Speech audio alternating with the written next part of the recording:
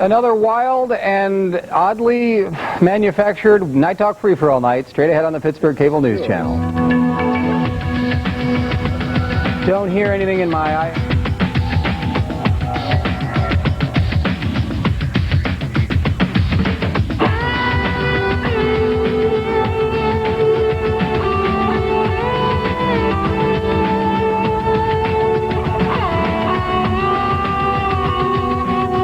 From Studio A, here's John McIntyre. Hi, everybody. Welcome to the broadcast live and in color from high atop Television Hill, Studio A, with Eric Sealater Gator running camera this evening. Richard Suffer and... Hello. Was my mic on for any of that first part? Oh, it was. It's just that I couldn't hear my thing in the air. Eric Sealater Gator's on camera tonight. Richard Suffer and Succotash Sylvester is running the controls. The artist formerly known as J.C. Smith is running audio and tape tonight. And we don't take any phone calls, so there ain't nobody taking the phone calls. And that's it. That's the entire crew, isn't it? That's the entire complement of incredible behind-the-scenes humans, is it not? I'm the guy you see here with the who hosts the show you see there. Here are incredible, wild and wacky, incredibly intelligent, yet bizarre and humorous Night Talk free-for-all panelists. We have political analyst Mean Bill Green. We have the incredibly lovely, the best damn talk show host in the city of Pittsburgh. Here, here. And I don't know if that's saying that much, but she is. No, actually, it is saying quite a bit, as a matter of fact. No, just the best, period. Lynn Cullen. Lynn Cullen. I meant that too. And then, oh, you just mean the best female. You don't mean the best female talk show. You mean just the best woman. Yeah, well, that's true. I always think you can tell when somebody's sexist when they say female instead of woman. I think they're always a little bit sexist. All right, and a man who is not only liberal, he is black. He's Tony Norman. He's a columnist for the Pittsburgh Post-Gazette. And all day, too. He has been under attack all week long, and we're going to talk about a number of things. And why don't we just take a break, and then we'll get to them, including the charges of being leveled by a certain political person about Cyril Wecht. Straight ahead on Night Talk. Stay with us. What's that? The official transportation provider of Night Talk is Pittsburgh Limousine, the one clear choice in transportation.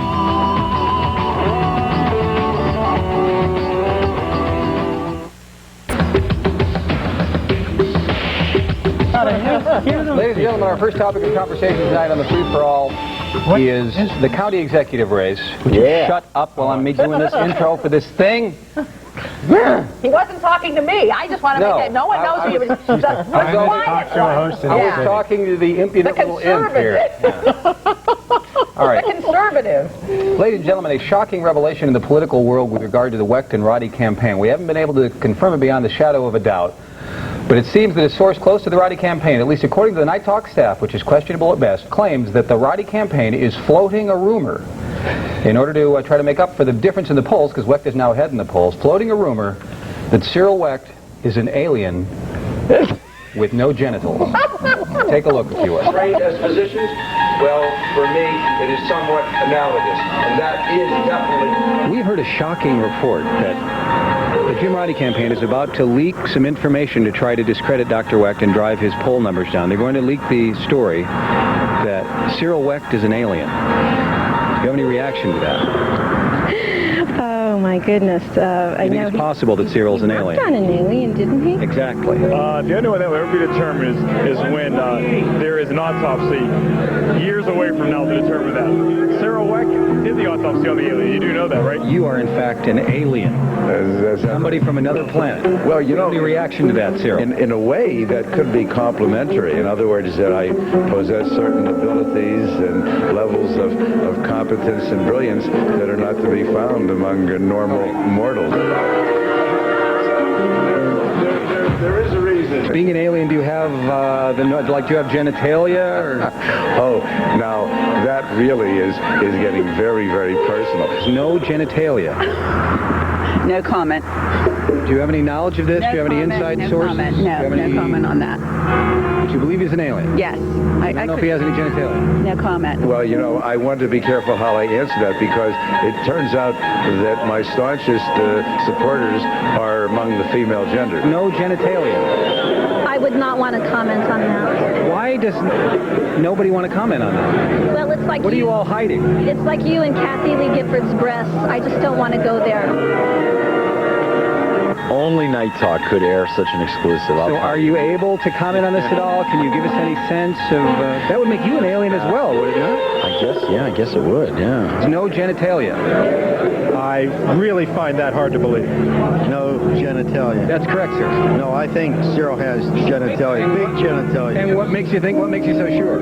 If you listen to him, you know he has big genitalia. Have you ever witnessed this on any person? No, I haven't, but if you just listen to him... So the rumors are not true? Definitely not true. I wouldn't know anything about that, John, but... Are you sure? I am positive. So the rumors are false? No, I didn't say the rumors were false. I certainly have no knowledge. Oh, that's not what I heard. My problem is he's my neighbor, so I hope I don't have any of the repercussions of it. Oh, yeah. What, he doesn't come over and flash his genitalia all the time, Yeah, you never know what he's going to be up to. But, man. Jim, I've heard a disturbing report from a source close to your campaign that you will soon start leaking the information that Cyril is an alien. No, but it's not a bad idea, John. So you're denying that your campaign is planning to leak that Yes, I'm report. denying that, but it's not a bad... I'm glad you thought of it. I further have heard that you're going to say not only is he an alien, but because he's an alien, hence he has no genitalia. No, I'm not. I don't think I will go there. I won't go there at all. All right, because you have to have plausible deniability. You can't really be down there in the muck and the mire with your evil staff. I hope that's the case. I don't think my staff is quite... Not even my staff is that evil. Jim Roddy denying the report. Obviously clueless as to what his own staff is doing.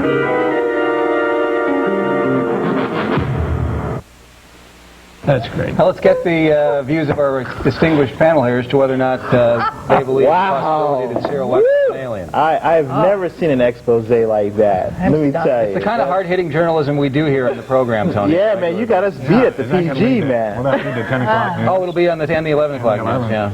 Yeah. Tony gets an exclusive to print. But seriously... I thought Roddy said he has no nuts. I mean, he is nuts. I'm out. No. Stay here. Finest talk show host in the city. I know, the finest talk show host in the city. The finest ex-talk show host in the... I mean, it's not... Excuse me. So, very much. But I wouldn't have fallen into that. I don't believe that. Oh. That's all right. Okay, that's okay. You're allowed. You're a liberal. But, as you know, I mean, we don't... I mean, yeah, so he's probably not an alien, I guess. Huh? No, he's not an alien. All right. He's not an alien. Well, he's not from our planet. I mean, I don't know if he's an alien or not. All right, but this guy who's not from our planet, according, as you know, to the KD poll, is now, if the KD poll is to be believed, 15 points ahead. Isn't that something? I mean, who would have thought? What do you mean, who would have thought? It's Allegheny County. What do you mean? I guess, but I don't know. Maybe to a certain extent, being in the print media, I tend to think that people are going to be a little conservative at first, get to know the candidates, make a decision based upon their expositions of their records, and then... he's not from this planet. Wait a minute. You're not from the What planet. record? Roddy doesn't even have a record. Well, but I thought there might be at least some consideration. That's why I think the polls absolutely false. Three. There've been 4 polls out in the last 3 weeks. 3 of them have put these guys at 41, 42, 42, 43. Now all of a sudden we have a 15-point change in the matter of a week. I don't buy that at all. And especially that poll even said there's only 3% undecided. I don't buy that at all.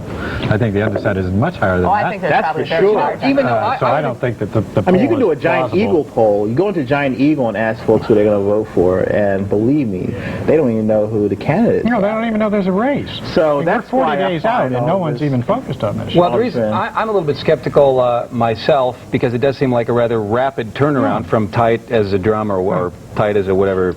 What's race. tight? Okay. I'm saying tight right with from that to suddenly, here we go again, 15 points ahead. Right. But this poll, which was criticized, as you remember, by the slightly bizarre Dennis Casey when he was on the Larry Dunn campaign, he also criticized the Katie poll. Yeah. And it ended up being pretty accurate in the primaries. If you recall, despite its allegedly poor methodology. But that was consistent with the Tribune Review poll. It was consistent with the Post-Gazette polls. All those were fairly consistent. I'm getting at that this poll is not consistent with any of the other polls that have been put forward in the last 21 days. That's why I think that there's some question about its validity. So what do these gentlemen have to do to win? People are actually maybe, as you pointed out, starting to think about thinking about it, right? maybe barely. And even there, still a long way, I think. I have not received one call on this race. And the few times I've made faltering efforts to bring it up, nothing. Nobody's interested. That would bother you. Nobody wants to talk. That would bother you. What would bother me? Knowing you, that would bother you. That people aren't talking about a very important. You got exercise like I do about people not participating. I mean, we're talking about we've already voted to change our form of government. Right. Now we're voting on the executive, the person who's going to be the most powerful politician in this region, the third most powerful in the state, allegedly. So I mean, this is something. One cannot underestimate how disaffected the average voter is. They don't see that it's relevant. They pay no attention. They don't care. They see no difference between Roddy and Wecht, and/or they don't care to ascertain if there is one. And and because of that, Cyril Wecht will probably win. Well, let's beat this to death a little bit more when we come back from the break, because one of the differences apparently is that Jim likes privatization more. And when I filled in for you in your incredible radio show, the few calls I did get about it, that seemed to be the thing. Some people were worried about Jim privatizing, and some people were not. Yes, no? What? I've never heard boo about privatization. It's not what we call a hot topic. No, I understand. No, there's no question about that. That's why you had no call. Ladies and gentlemen, you never called me. We'll come up with some hot topics when we come back on Night Talk on the Pittsburgh Cable News Channel. It's free for all night.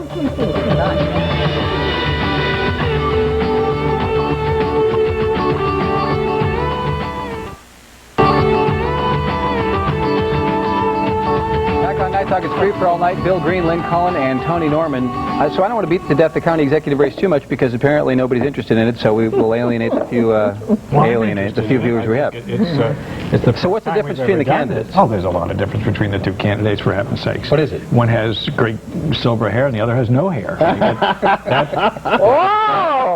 William! I don't know how heavy you want to be, but I mean that's one of the differences. I think that's but there's no, even the political analysts can't come up with anything. There's no sort of defining issue that's really caught on, that's grabbed people by the genitalia. No, there hasn't yet. I mean, there's still 6 weeks. There's still going to be something that's going to be out there that's going to energize people. But you do have a clear difference here. You have a difference between the status quo, keeping the Democratic Party in control of the courthouse, and many people want that to stay the same, and that's fine. And you have someone who says he wants to bring change and change this the way we've been doing things for the last 30 or 40 years to something that's new and better. And that's kind of the main difference. Change? Did you say change? This area is so absolutely resistant to change of any type that if what Jim Roddy is hoping for is that people are going to vote for him because they want a sort of undefined change, he ain't going to win. I mean, change terrifies people in Allegheny County. We're going to have to change that.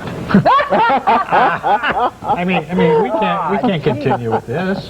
Well, I mean, you and I, John, Tony, we've all ranted and raved over the years how backward this community is, and we don't do anything right. We make it hard for business. We make it hard for employees. I mean, there has to be an attitudinal change in county government, and it has to start with the chief executive. But it ain't going to start at the polling. At the voting. Then people don't have a right to bitch about it. Here are the few calls I got the other day. We're talking about should you run government like a business, which Mr. Roddy has implied that he might do, and Dr. Wecht has said is ludicrous.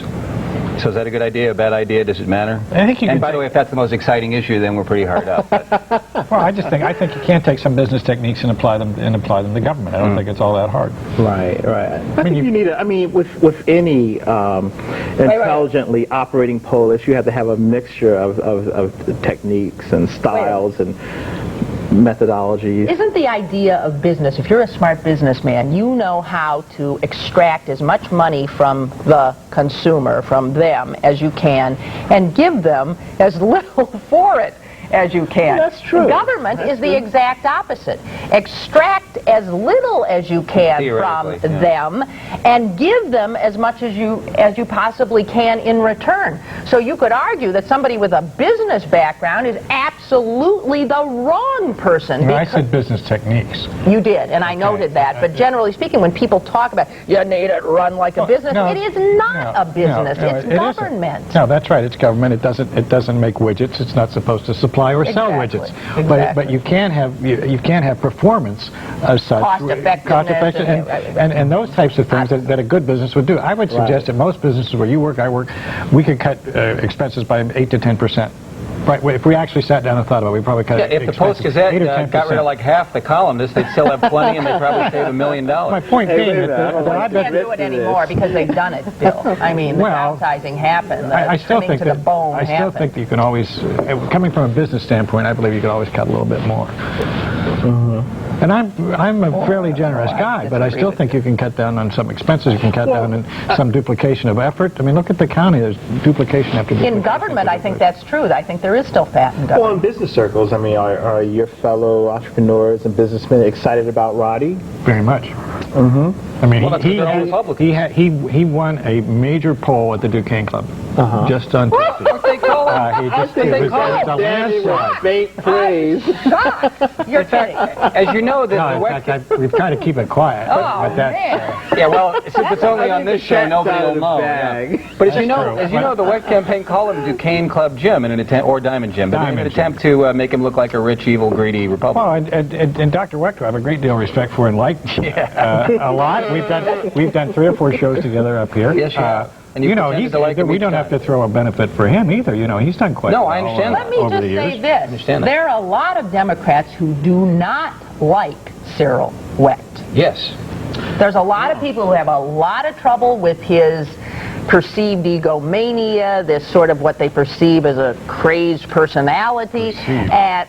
Whatever, there are a lot of Democrats who I think would not necessarily, but I'm saying, they won't say it, and I don't think they tell a pollster that, but there could be, that's why I'm surprised that those numbers that you were talking about. I think there's a lot of Democrats who in the quiet and secrecy of that booth might go for Roddy. I know a couple of Lawrenceville Republicans and Republicans from Morningside who want Wecht to win. Those are like a K-Club Democrats. It's true. It's true. Why don't they like their men? Well, because of the way Dunn was beaten in the primary, and there's a lot of resentment, especially blue-collar folks. There are a lot of folks who felt that this is a case of mass disenfranchisement. Did I say that word right? Senator. It's one of those white words. No, it isn't. I just think it's still always picking on the white man. Enfranchisement. I think you said disenfranchisement. What do you think? Strong syllabic. Yeah, well, you know. Well, in any event, a lot of folks feel that Dunn was robbed. Now, I'm not one of those people. Obviously, I'm a Democrat. But there is that feeling out there. And I think that might be working against Well, let's look at how much vote Larry got, and then decide how important that particular element is. Right? It was minimal. It was sure. Well, Dunn looked picked on, as we all know, because of that evil. Which they never should have run. It was Gopher on Quaaludes ad. It was just really dumb. It turned out it didn't need to do it. Yeah. No, they didn't need to do it. It was just not a wise. It was that Brabender, that attack ad Meister guy Brabender. I like to bring that one up wherever I can. I would fault Ken Gates for that, because I can't. That evil campaign manager of Roddy's? Nobody ever faults John Brabender. No. But he did his job. He was probably asked. Wise wizard. He was asked to produce an ad like that. It has nothing to do with the disaffection of the electorate. Nothing whatsoever. You want to talk about this? He's the guy who produced the ad. Do you think that there's an undercurrent of people who are still disillusioned, or disillusioned more so because of the November '97 vote on the sales tax for the stadiums? There is an undercurrent, I believe, that believe that vote was ignored. That city and county people went ahead and did what they did, and that adds to this disillusionment. I agree. Not to go to the polls because I went to say no on taxes, and they did it anyway. What difference does it make? They do whatever they want. So in a sense, any sort of but then again, why would a lot of those people be necessarily pro-Cyril, like a Republican who's anti-Roddy because of the primary, be pro-Cyril? Well, I don't. I think he or she would sit out. That's I agree. I don't think they don't vote. They wouldn't go vote for. They don't vote for that. You couldn't.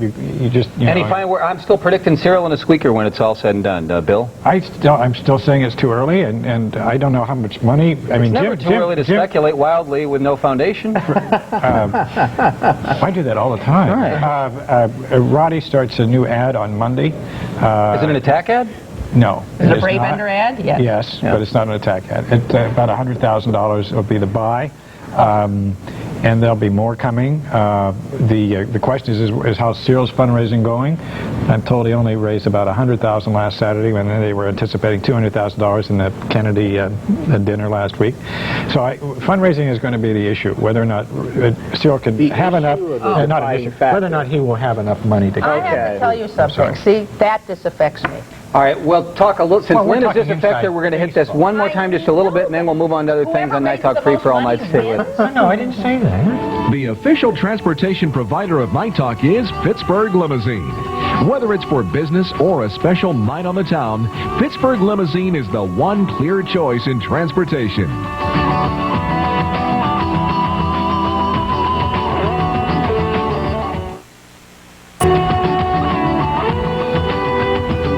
On Night Talk, it is free for all night, just a little bit more in politics so that we won't drive what few of you left our way. I mean, I am interested in politics. I'm just afraid that nobody else, well, you guys are, but... No, I'm not. It's just us four. See, it's only us three. No, I'm not. I want to tell you, I don't talk about it anymore either because I'm sick of it. Right. I'm sick of it on the national level. I'm sick of it on the local level. You bet there is. I'm sick of it because of the money. You said money last. It's all about money. The buys. You said $100,000 buy. Who cares? It's all about who raises the most money so they can buy stuff on television with these stupid 30-second ads. Whose fault is this? Whose fault is it? The Republican Congress. No, it's not the Republican Congress. My goodness. Campaign finance. It's always the Republicans. The Democrats don't want it either. Everybody is competing for the same thing. It's a bad system. No one seems to have an answer. And I don't know what it is either. But I'm tired of giving, all right? You people complain about the commercials and all the money. I write thousands of dollars worth of checks every year, and I'm tired of doing it. Okay, so look at it from my standpoint. We don't. There's a lot of people. There's a lot of people that are tired of. Those of us without a voice ought to get together with those of you guys with the money. Not necessarily. I didn't say that they actually could cash them. I just said I wrote them. Oh, no. Well, they all come back to NSF. But in the meantime, I've had the dinner, I've had the cocktails, I've met the candidate, and I'm out of that. There you go. All right. Screw it. We're all politically disaffected. We're sick of it. Let's talk about something really cool, like a media feud. It says here in this letter to the editor in the Pittsburgh Post-Gazette, Cullen versus Quinn. This would be Lynn Cullen and the right-wing morning talk show host, Jim Quinn. You couldn't even remember his name. There is a feud brewing between talk radio host Lynn Cullen and Jim Quinn. Lynn, being a liberal, accuses Jim of protecting right-wing, or propagating, rather, right-wing conspiracy theories and draft dodging. Did you accuse him of draft dodging? No, I did not. But you do accuse him of propagating right-wing conspiracy theories. I don't know what any of this is about. I read it with amusement and bemusement with my, morning... Right, latte. I was going to say coffee. I don't drink coffee. Basically, this person trashes you and extols the virtues of Quinn and says you're mean to attack him. Happened. Do you ever attack him on the air, which is fine? Yes, I have. Oh, yeah, okay. And I've attacked the pea-brains who listen to him, too. And this is one of them, obviously. Yeah. So. Yeah. I thought it was a publicity stunt, but you No, I think it's he's part of that just, irresponsible horde of talk. Is he a talk show host? I mean, does he do... Not really. I mean, a talk show. Whatever he is, personality. Who whips people up into, To assume that Bill Clinton is running Murder Incorporated and is whatever. It's just all a bunch of nonsense. And you talk about disaffection. He's part of this effort to disaffect people, to frighten people, you know what? I have nothing to say about it, and I'll tell you what. There's no feud except in Jim Quinn's less than fertile imagination. I know, but we could start it today, and then it'd be a cool thing to talk about. No, I am not going to help him by responding to it. I did not respond to it on my show, and I'm not responding to it on your show. It's too late, Lynn. I'm glad she's not responding. No, it's a good thing she has no comment on this. Absolutely, goodness. Wouldn't want to see her engaged in this. No. She doesn't even care about it. Seriously, do you take Jim Quinn? I mean, he's one of those guys that, he just is resentment personified. I mean, does he really talk about anything other than how much he hates the president? I mean, isn't that always topic number one, topic A? It's been that way for years. I don't think he's ever diversified. All right, let's move on to his next victim. Did you also know that Jim Quinn was attacking Tony this week, Bill? No, I Did he? Really? Yes, he did. Yeah. Because well. Tony wrote although I got to admit, I don't really know this. I just heard it like fifth hand. Because you don't listen. Well, but I don't listen because I don't get up that early. I would probably surf around you just don't to see have what the he's doing. stomach for it. Okay, so why was he attacking Because you? Tony wrote a column about guns, essentially saying you never... Well, you describe it, Tony. Why should I describe it? Well, first of all, the headline was unfortunate, which I had nothing to do with. Another bad Post-Gazette headline. Another out-of-context Post-Gazette headline. There's a boatload. Yeah. The headline was, only loonies possess guns. And I thought that this column was a little more subtle than that. Maybe not. But in any event, it was just a tongue-in-cheek look at gun ownership and the insanity and so forth. And you were pointing out that you see very few stories about grandmothers whipping a machine gun out from under their bed and murdering the evil people who want to rob them and kill them. But of course... So if everybody's really defending themselves, why do you never see stories about that? In the past week, tons and tons of letters have come in from people reporting just those very things. Yes. Oh, yeah. American, the Rifleman magazine has a monthly tote board of little old ladies, shooting, burglars crawling through windows allegedly, and people protecting their farms from tractor thieves. Publication of the NRA. You remember the NRA? Oh, right. Well, yes, I am. Bilden, You're a member? He is. Are you packing a rod right now? No, I'm not. But I have a permit. That would have been my guess. I have a permit. Do you really? Yes, Are you packing a permit? I don't carry the permit unless I carry the gun. Well, what's the point of being a gun-toting NRA member if you don't tote the gun? I'm not a gun-toting NRA member. I am a member of the NRA. That doesn't mean you carry a weapon. Are you packing a member? Huh? All right. So Tony, so you got a lot of flack this week. Did it bother you? Did it hurt your feelings? Did they have a point? It doesn't. Did you rethink the issue? No, not really. I mean, I think that I should have been a little more considerate, and I would have insisted on a different headline. This is what's wrong with liberals. This annoys me no end. I just love it. My gosh. These loons, the loonies, get on you, and with all this propaganda, and you said, "Oh, no, I should have been more considerate." I've been more considerate since. What nonsense! Blow them away. It's just for give them a little of their own medicine back. I think that the skins of people who are pro-gun are so thin. Well, that's their problem now, isn't it? They're humorless. I'll never be able to convert them to our perspective. Constitution and not necessarily be pro-gun. Okay? And that's an NRA member talking. Right. Yeah, I'm saying, there are people that actually believe that if you start doing this, that they may not carry guns, they may hate guns, but they think you're putting around the Constitution. They get very sensitive. We don't hear from them. We hear from all the loonies. I think... What's a loony? Are you... Larry Dunn. Anyone who disagrees with you, Just kidding, Larry. A loony is anyone who asks ridiculous questions like, well, what are you going to do if your wife and children are being raped at gunpoint? These sort of questions that you ask someone, who's a presidential candidate, like, Michael Dukakis. Right, and it's ridiculous. It's not even a real argument at that point. And that's who I hear from. And that's who I hear from. I hear from people who bring up the worst case scenarios, and they just revel in it. They just revel in blood and death and destruction to make their point. I'll tell you, they're cowards. That's what I think. They live in fear. They live in terror, and there's a bully aspect to them because bullies are cowards. Right. And the brave people are the people who aren't packing heat. Right. But that's a hard argument to make without hurting people's feelings. Oh, I'm so And I'm the bravest wimp on the block, damn it. Back in a moment with NightTalk Free for All Night. Anybody's feelings.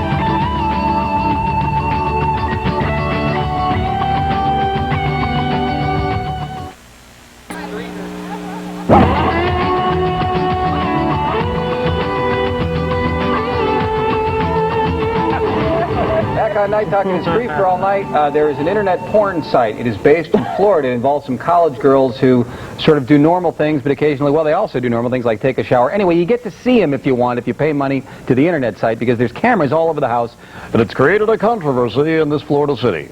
Take a look at this report.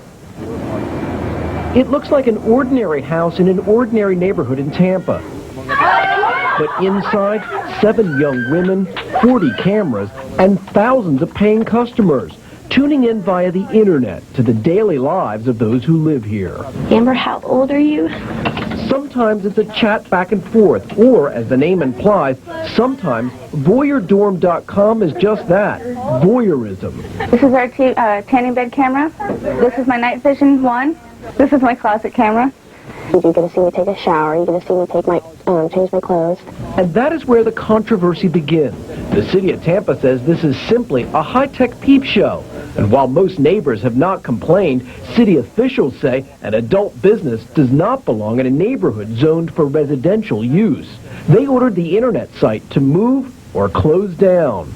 In a lawsuit that will be filed this morning in federal court, voyeurdorm.com argues Tampa is violating its constitutional rights to free speech. If the precedent is set that Voyeur Dorm can be closed down through the imposition of this regulation, nobody's safe. No internet business is safe, no internet communication is safe, and I think that it bodes very poorly for the protection of First Amendment ideals on the internet. I think in this particular case, we can't get confused between the debate about commerce. We can't drape this in a First Amendment discussion. This is very clearly and simply a zoning issue. Blow JJ a kiss. Can you blow me a kiss? Voyeur Dorm members pay $35 a month to log on. The site grosses more than $300,000 a month. But the owners say no money changes hands here, and the only people who show up are virtual visitors. All that is in our code is it has to be offered to the public for money or some type of consideration, and that it's an adult use site. It clearly meets that criteria. It definitely walks and talks like a duck. It is a duck. Absolutely, we're not a duck. Ducks are in ponds. This is a picture of a duck in a pond. Totally different. And then there are some who wonder if this attempt to regulate the internet is motivated by politicians who want to collect new taxes. I mean, it's almost like, you know, those little speed trap towns that make their money by giving tickets to passersby. Well, you can look at the internet as sort of a bunch of passersby in the millions. Simon says shake your booty for the camera. This morning, voyeurdorm.com remains in business. And while its home page isn't moving, its home on a quiet Tampa street is uncertain. For today, Kerry Sanders, NBC News, Tampa. All right, so are you with the First Amendment people who say we have to preserve the right to communicate even crap, or do we got to shut down these college sluts before they ruin the whole damn state? It's a sex business, right? Is this a business that that's debatable. traffics in sex? Yes, it does. You see them nude. I don't know if you see them have sex.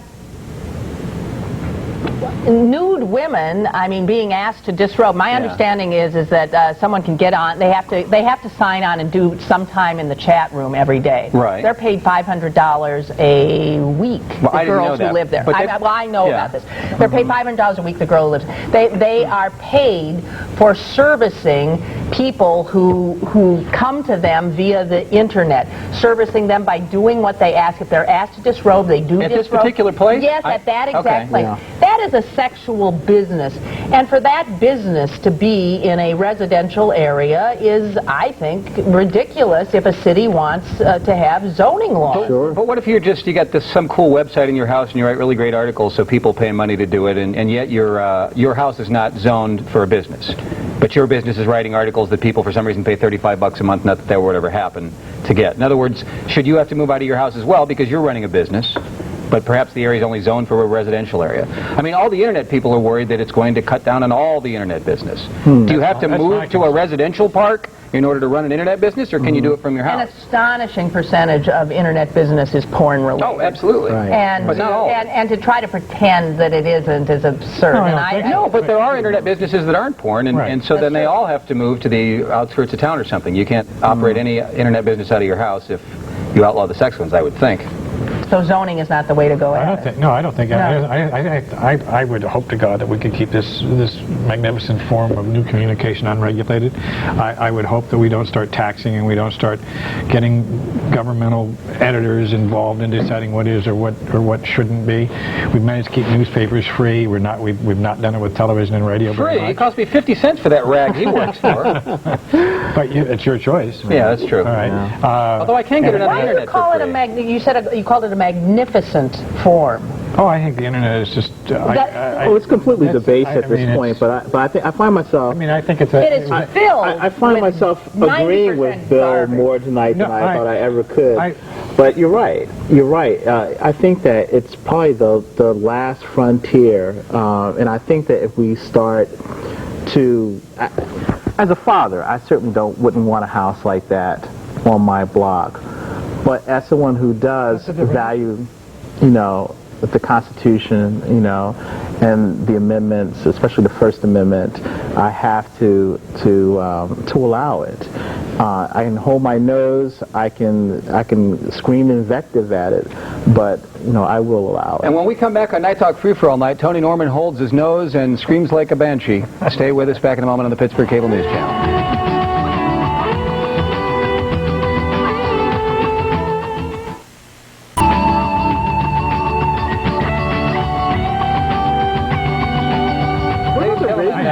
Actual news is still trickling into Night Talk Free for All Night. Lynn Cullen, who read the Wall Street Journal today, the rest of us did not, tells me that the Shakers, a religious group, is trying to recruit. The Shakers are recruiting. They're they at their peak, I guess. Are they like opposed by the Movers? About 18.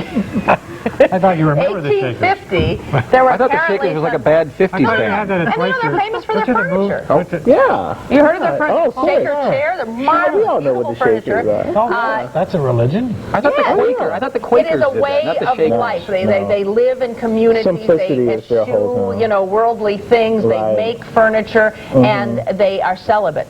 Yeah. And as a result, obviously, well, as generations have gone on, their numbers have tended to decrease. They used to get members by getting children from orphanages. There aren't orphanages anymore, and they don't.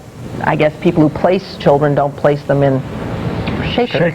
So there's like 6 or 7 of them left. The Wall Street Journal had a front page article today about how one of them has ventured out into the world, which is like, not what they have normally done, because, they've decided that they want to survive. So it's an alternative to being a priest or a nun, I guess, or a monk. But it's men and women living together. You have to be celibate. Right. You have to be celibate. Right. Right. Any of you guys interested? I think after, you have to know how to make furniture. And you have to know, I imagine and they're I don't know, I bet that furniture's been pounded real hard with nails. Yeah. I bet. No wonder they're so good at it. Hey, John, I'm surprised you haven't brought up the Reagan biography by Edmund Morris. Oh, yes.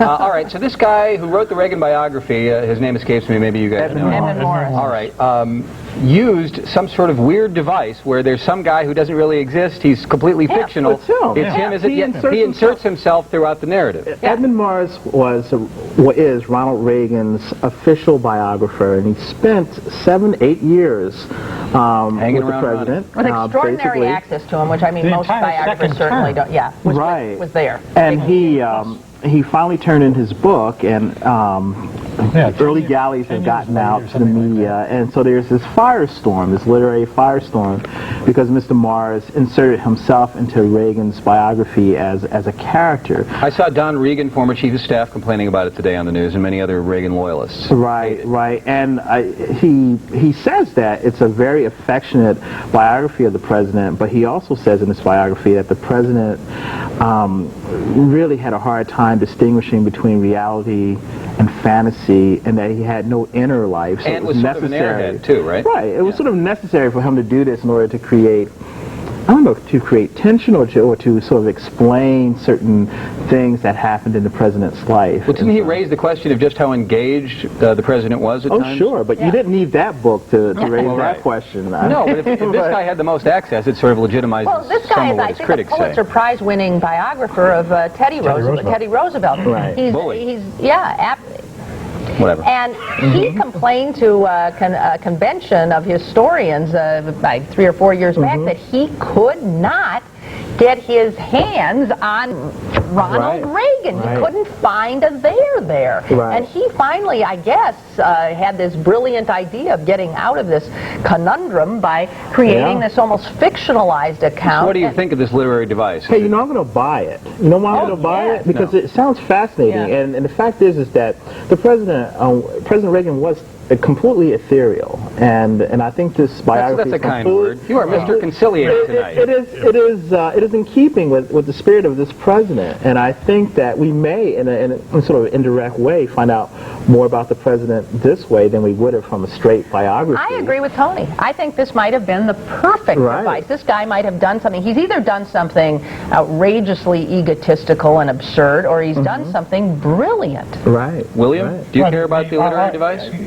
Yeah, I do, because I was looking forward to this book. I've been looking forward to it for And now you're not looking forward to well, it. now that, no, it's a big disappointment. Maureen Dowd dumped all over. Well, it was a pretty brilliant little column she wrote. Yes, it was. Nasty little. Yeah, it was nasty. Nasty. So I'm kind of disappointed knowing about it, but I'm like Tony will buy the book and devour it. Sure. I think this will help. No, this book is going to be. They're going to sell it big time. This is a very popular president we're talking about, and for all of the alleged lack of engagement in what's going on, I'd rather see what he did in the last 8 years than what this guy's done in the last 8 years. So I think we ought to have more Reagans and less Clintons. And if it takes a little Hollywood and a little fantasy, God bless us, we got rid of communism. And we Okay. All right, yes, you did, and good. God bless you for it. All of us it didn't supported sort of President like collapse. It was oh, good for you, and I thank you, and my son thanks you too. I do appreciate I trust you being sincere. Yes, I am. And you know what? You ever 20 seconds. Okay, cigars.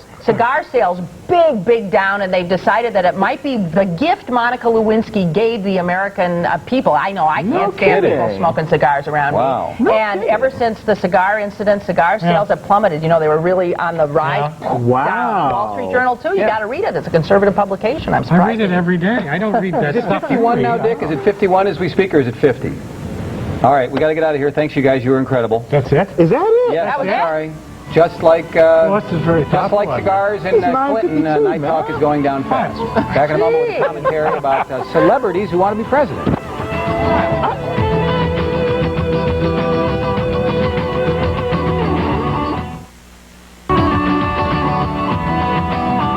Ladies and germs, tonight's commentary. Hey, have you heard about all these celebrities who want to be president? Warren Beatty, Donald Trump, now Sybil Shepherd? Did you hear that someone even suggested that animal rights activist, Baywatch babe, porno queen, and abused spouse Pamela Anderson, my breasts are smaller than they used to be, but they're still whoppers, and have you seen my husband's giant wee-wee wee? They even suggested her? Why are we limiting the field to just actors and businessmen? How about expanding the field, since the presidency is apparently something any old Jughead can do? In fact, how about Jughead the cartoon guy for president? Or better yet, Fred Flintstone? Well, Ma, when's that ABM treaty done? You know, it's not like the presidency is a complicated job or requires any special expertise or anything. It's not like you have to know anything about East Timor or Kosovo or Outer Mongolia. If Clinton could have just stayed Outer Mongolia, he'd have been worth something. But how much credibility do these celeb prez wannabes have? Warren Beatty, semi-liberal who's done complicated period flicks like Reds and frivolous sex romps like Shampoo. Beatty would at least be able to negotiate a decent arms treaty because after Ishtar, he's clearly an expert on bombs. But if you've ever heard him speak, he's got that halting delivery and rambling presentation that would render him ineffective on the stump. Not to mention that he spent his whole life chasing chicks, and we're a little burnt out on chick chasers. The time has come to elect a president for the new millennium who lacks even a hint of sexuality, and that's why I'm backing Al Gore. Sybil Shepherd. Here is a classic, fairly bright, but not nearly as bright as she thinks she is, Hollywood do-gooder. Plus, if you're an actor and you're running for president, shouldn't you at least have to be a good actor? Well, not necessarily, no. Although, frankly, I've forgotten. Now, as to the Donald, we've already covered the anti-chick chaser movement, but putting that aside, I would say his primary point of disqualification is that he's a greedy, shallow bastard. Of course, so is George W. Bush, but at least he ran a government and passed some laws and gleefully killed a couple of murderers on death row. Sounds like presidential material to me. And I really don't think Pamela Lee was serious. If you've seen the infamous video, you know she already has her hands full. Now, I was going to nominate George C. Scott because at least he looks presidential, but he had to go and die on me. Of course, being dead never stopped Bob Dole. But let's stop all this silliness and elect someone who's at least remotely qualified. Bill Bradley's my man. Lick Bush in the new millennium, I say. Thanks, ladies and gentlemen. David Johnson is. How you doing, man? Man, that was an award winner. Why, thank you. That was fan. What about you, John? What about you?